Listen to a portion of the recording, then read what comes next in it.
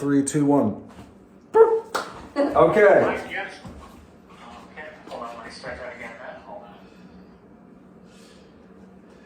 My guests today are acclaimed and accomplished musicians.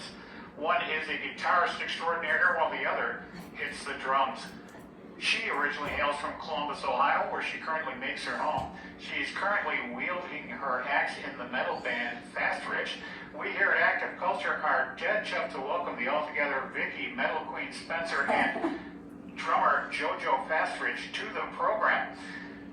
Thank you, Will. Yeah. Greetings, and thank you for joining us here today on Active Culture. Well, thank you Thank so you. much. Super happy to be here. Yes.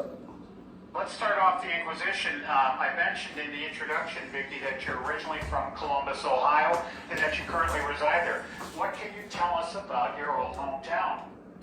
Oh, that's a question I haven't heard before. Ooh, on the spot. Oh, yeah, stumped me right off the bat. And, you know, my hometown is really all I know. I've been here my whole life. So it's all I know. Sure. Well, I take it you still have family right there. I have a brother that lives here. I have two brothers. One's in Seattle and one's here in Columbus with me. Our parents are deceased as of a couple years ago. Okay. So you still have family ties to the city? Yes, I do. I'm always curious, have you had a chance to perform in Columbus? I have. I started playing guitar in '84, and my first gig was when I was 15 at a pizza shop at the Worthington Square Mall. That's the With way my back friend. machine. We were in like 6th grade, and we played the Go-Go's and Jeff Beck and Bruce Hornsby. Yep. What about you, JoJo? Where are you from originally, and do you get back to your hometown very often?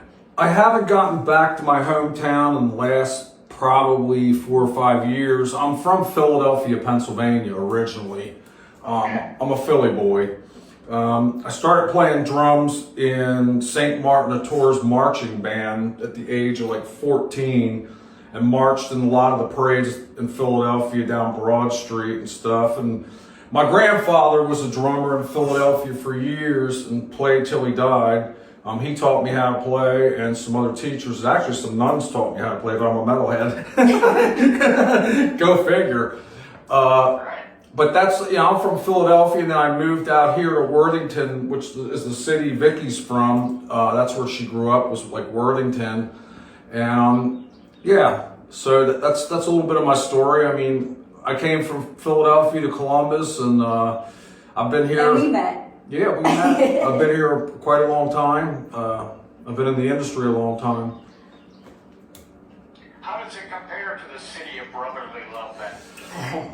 It's a different, the music's different. In Philly, there was a lot of punk rock bands. There was a lot of real heavy bands that came out of that area. I mean, when you have urban, like massive cities like that, you're going to get like punk rock and like I started playing, and my first gig was in high school. I was in a punk rock band, actual punk rock band. It was called the Janitors, and it was a pretty aggressive city. It's way different than Columbus, Ohio. This city's different, and I embrace both cities because this city has a lot of good music coming out of it as well. So, long, short answer. No, I get it. Here's a question for both of you here.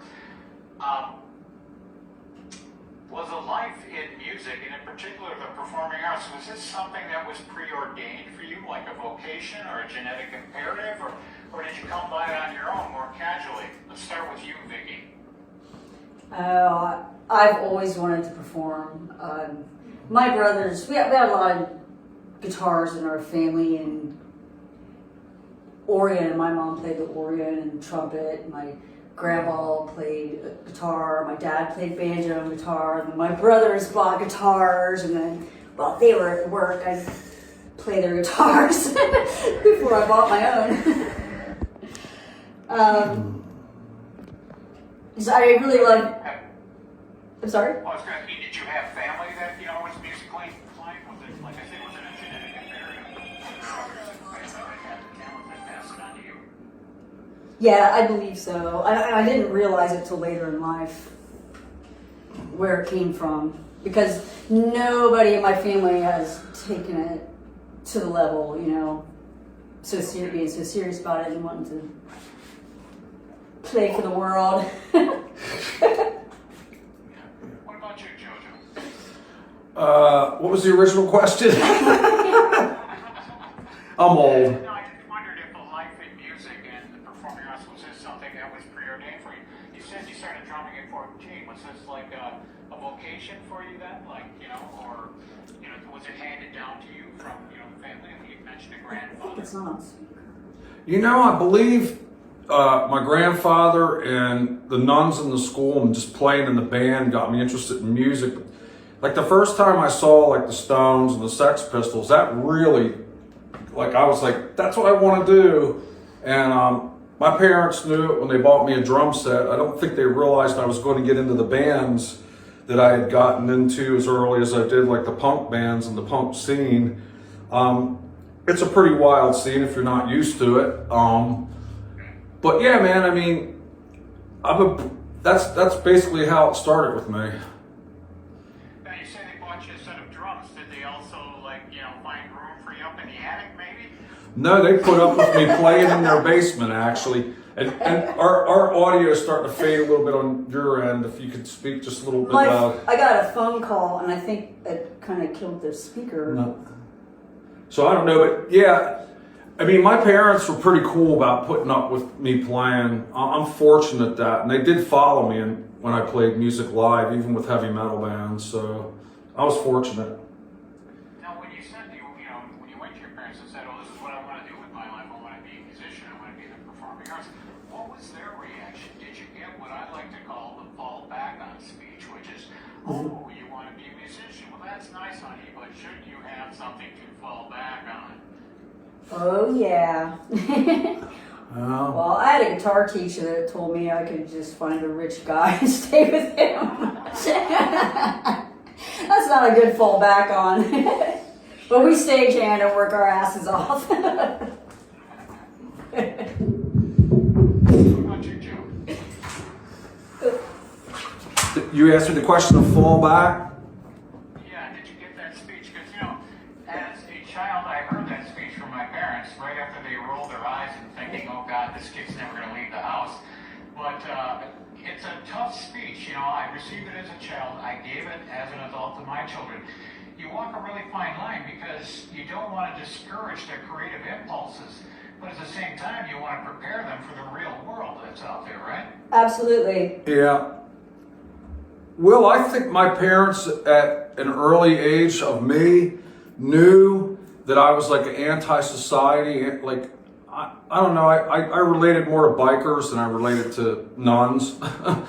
And I don't know, my dad did give me the fallback speech. You know, you're going to struggle your whole life if you just do that music stuff. Because he watched my grandfather. My grandfather didn't struggle doing it. He had a regular job, and that was his weekend gig.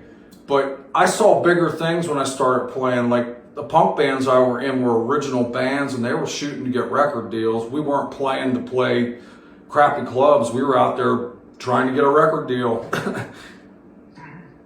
What was their reaction, you know, to your style of music, though? Were they able to meet you halfway, keep an open mind, or was it, go up to the attic, turn off that noise? Was it, you know, what was the reaction? It wasn't, my parents weren't really surprised, to be honest with you, when it came to, because my folks listened to like the Rolling Stones, and I mean, that got me kind of prepped. And when we were young, they worked at this place that had bands at night to play like the Stones and stuff. They knew I loved rock and roll. The punk scene for them was a little weird. Like they came to see me play once or twice, and the mosh pits and the bottles flying, they weren't real into. Yeah, it's an education, isn't it? Yeah. Yeah. What about you, Vicki? What was the question? Oh, no, my parents were always supportive of the music I played. As long as I turned my guitar down after 10 at night, we kept the peace that way. Very fortunate. Well, I always thought the best bit of advice was from Winston Churchill. He told his children, do what you like, so long as you like what you do. Yeah. And has that been the case for the two of you? Yeah.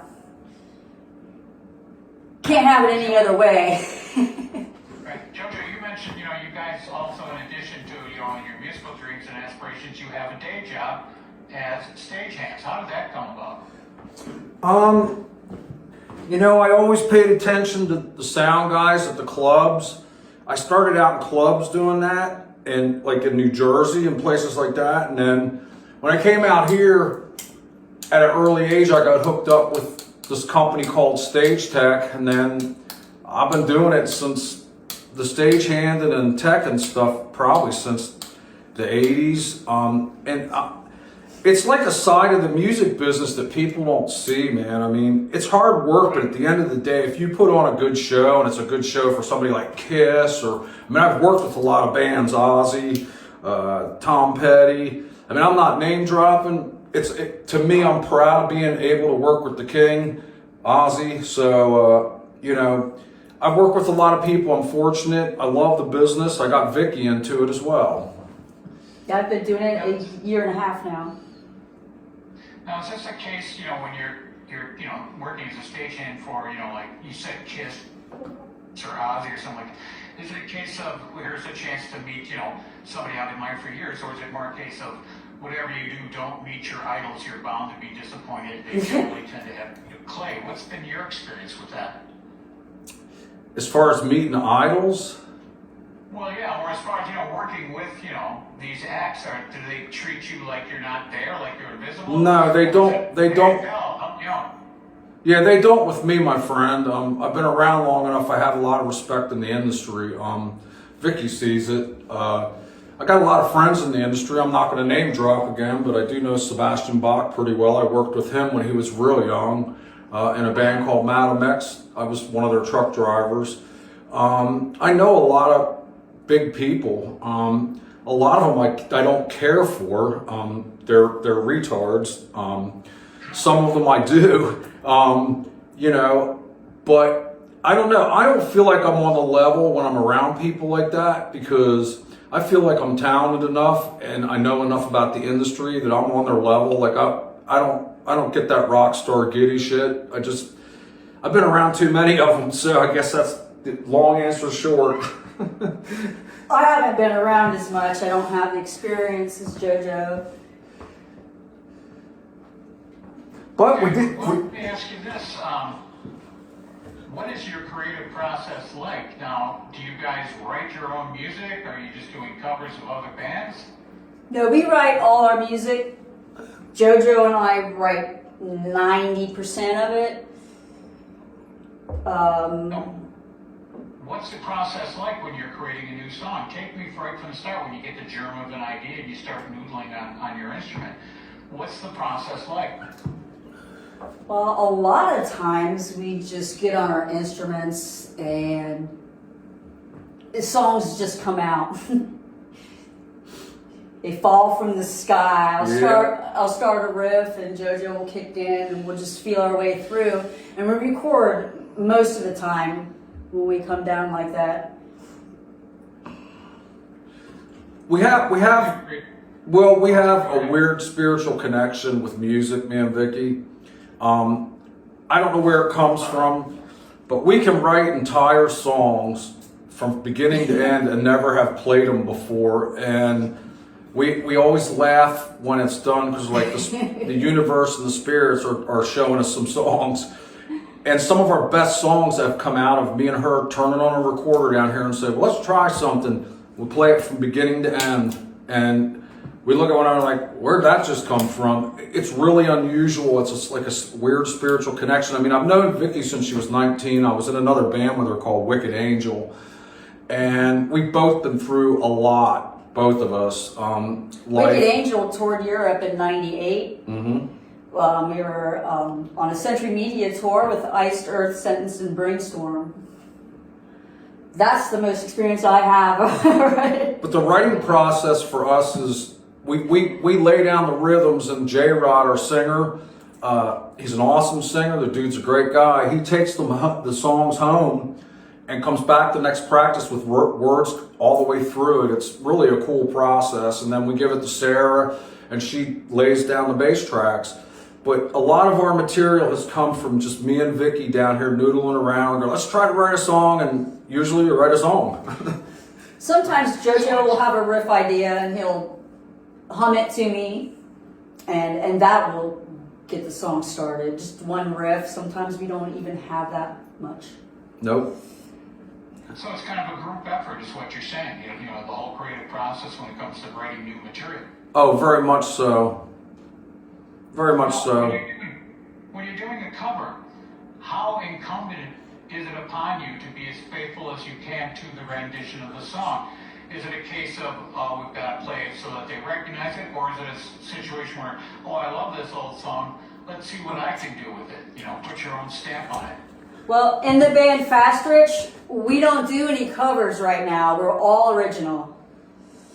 Sweet. So, again, you know, getting back to this original process, what part of the creative process then gives you the most satisfaction? Is it the voyage of discovery when you're first writing things down and creating the song? Is it the freedom you get with rehearsals that you can, you know, hammer out what you're looking for?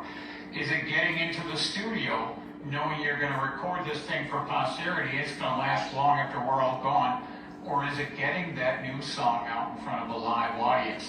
Which part of the process gives you the most satisfaction creatively? Wow. Getting a great recording, good recordings of the song is probably the most important. I would concur with that. It lasts the longest. Once you record something, and now with the internet and video, and you release it, it's forever. So we like that. And then another thing that is dear to our hearts, we're playing gigs and people are singing our songs. Oh, sure. Yeah. There's nothing greater than, you know, because I'm guessing you're like a lot of my guests where you're creating something with the idea that as long as I like it, hopefully there's somebody else out there who will like it as well. But isn't it great when you've got somebody on the same page? Like you say, an audience member singing along to your music. How cool is that? That is the greatest feeling right there. That's rewarding to us because we know how the industry is, and we write songs that you can hum and sing to that are fun. We also write about real world stuff. Headbang too. Yeah, headbang. I mean, we're a metal band. So if you can get your head going, we'll get it going for you, because some of the rhythms we do are definitely Metallica-ish, Black Label Society-ish. We have a couple bands we really like, so that's where we're at with that.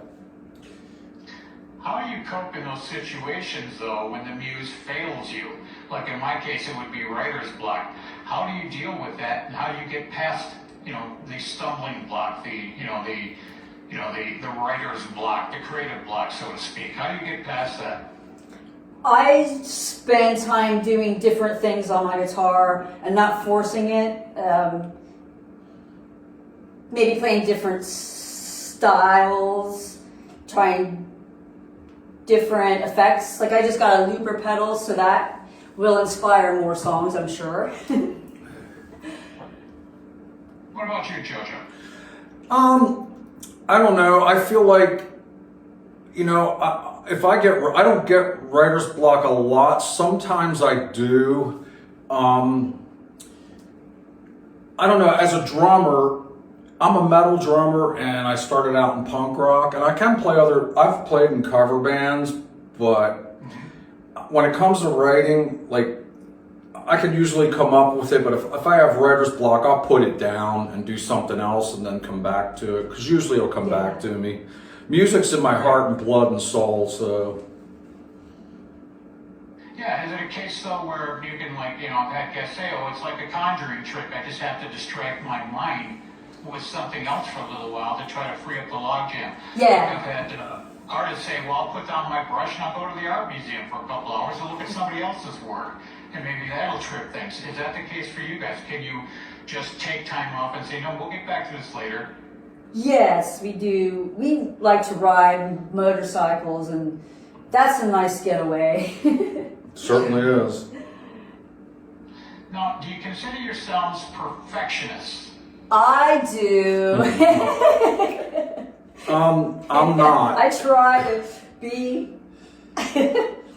As far as concerned, perfectionist, if you use that word, I want to be really good, but I realize I'm human and my body has limits. But perfectionist, if you're too much of a perfectionist, sometimes it can really hurt the art of music. Yes. Yeah, and you can lose focus too, you know? Mm-hmm. I've had a number of artists say to me that, no, that it's one thing to, be a perfectionist, but striving for that level of perfectionism sometimes tends to make them their own worst critic and their own worst enemy. Is that the case for you guys? Do you need a producer to kind of step in and say, guys, you've got this, we need to move on? I don't think we do need that at this point. No, we know what we're looking for. Me and Vicki have had some success with other bands. We know what we're looking for. Beyond that, we just try to keep it real, I've learning to let go of things needing to be perfect because J-Rod posts a lot of stuff that are not perfect. So I'm getting better with that. Mm-hmm. Accepting the process and the progress and letting it be. What's your preferred method of performing? Is it, do you prefer performing as a duo, or do you find that there's strength in numbers performing in a group? Well, we have 4 members in our band, and that are on the stage. That sound guy and our team is all behind us and supportive. Yeah, we have a good team, and our band members are really, really, really decent people. We're fortunate to have the band members we have. They're Sarah and J-Rod are both decent people. They're professional. I enjoy playing. They're a lot younger than me and Vicki, but they listen to us and a lot younger. Yeah, they're a lot younger. We consider them our kids because we got a singer and a bass player that's young. So but the band as a whole, we love performing with this band with these members, Sarah and J-Rod. When we're on point, we're amazing. We sound just like our recordings. We have fun on stage. You can see it. We're not too serious. Yeah, we're not. We take it seriously. But we definitely are all for having fun while doing it. Yeah, the old saying is, I'm serious in what I do, just not necessarily in the way I go about doing it. Yeah. Exactly. Yeah, that's always been my watchword. And let's face it, in the aftermath of a certain pandemic, we all needed to learn to maybe just lighten up a bit, Yeah. Mm-hmm. Well, now that I've introduced the 600-pound gorilla into the room, perhaps you can tell us a little bit about this. This was a stock and standard question for a couple of years now, and unfortunately it's not going away, but tell me this, for both of you here, how did the coronavirus pandemic and the subsequent lockdown, how did that affect you guys, both personally and professionally? Oh boy, you just opened a can of worms, brother. You really did. It didn't affect me so much. I didn't get COVID. I was cleaning buildings, so I did not lose my job. It's pretty fortunate. JoJo's story, however. Yeah, I had a really bad situation with COVID. I got COVID. I worked in the industry and got basically thrown out of 2 venues because of the COVID shot situation. I got the shot. I wish I would have never gotten the shot. I got the shot. But they kept asking me for my papers in front of the bands if I had COVID papers, and they didn't like the reply the last time they did it to me. They did it to me twice. I thought it sounded like Nazi Germany to me. And then a year later, guess what? I had open heart surgery. Oh, that's always fun. Yeah, and I'm a firm believer when they stuck that shot in me, they blew my heart up, because when I had the open heart surgery, they replaced my aorta, which is a big thing they're talking about now with the COVID shots. So how did COVID affect me? It affected me pretty bad mentally. So it's a really sore subject for me, and I hope I never get my hands on the people that created this. That's all I have to say about it. Okay. Was the internet helpful to you guys during the time of the pandemic? Were you able to stage like Zoom concerts? I didn't. I wasn't actively in a band during that time. So, like I like to tell my guests too that, when I think about it now and, how, bizarre the whole situation was and how it hasn't really gone away yet, I like to put it in the words of that great 20th century philosopher, Gerald Garcia. What a long, strange trip it's been, huh? Boy, no shit. I'm just wondering what's next. Yeah, I'm wondering what's next. I don't want to talk about it because, I'm a believer in the universe. Vicki knows that, and she's known that since she's been with me. I'm a believer in the universe. The universe is speaking right now, and people should start listening. So that's all I got to say about that. Right. Let's talk about the performance aspect of things here. Do you guys still get butterflies before you go out on stage? Yeah. To a small degree, I do. Maybe it's more excitement. It's a fine line. Sure. Are you able to channel the energy, though? Oh, yeah. Yeah. What about you, JoJo? Do you still get those nerves before you go out there? I do. Not every gig. Some gigs I do, some I don't. I don't get it all the time. One of the first times we headlined at King of Clubs, I let the other drummers use the riser, and it only gave me 15 minutes to set my drums up and towel off and play. So basically, by the time I got done setting my drums up, they pushed me right up onto the stage.